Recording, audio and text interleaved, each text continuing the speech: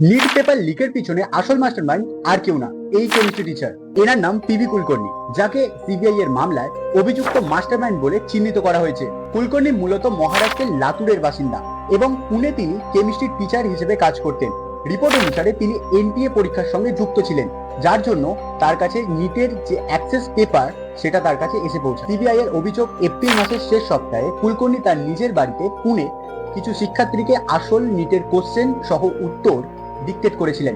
শিক্ষার্থীরা সেই প্রশ্নগুলি নোটবুকে লিখে নিয়েছিলেন। পরে যখন সিবিআই নিটের পেপারের সঙ্গে সেই প্রশ্নগুলি মেলায়, তখন অনেকগুলি মিল খুঁজে পায়। এই নেটওয়ার্কে মনীষা ওয়াকমান নামক এক মহিলা গুরুত্বপূর্ণ ভূমিকা পালন করেছিল। তিনি মূলত মাঠ পর্যায়ে কিছু স্টুডেন্টদেরকে জোগাড় করতেন এবং তাদের কাছ থেকে মোটা অঙ্কের টাকা আদায় করতেন এবং কুলকর্ণীর কাছে পাঠাতেন। 14ই মে মনীষাকে গ্রেপ্তার করা হয়।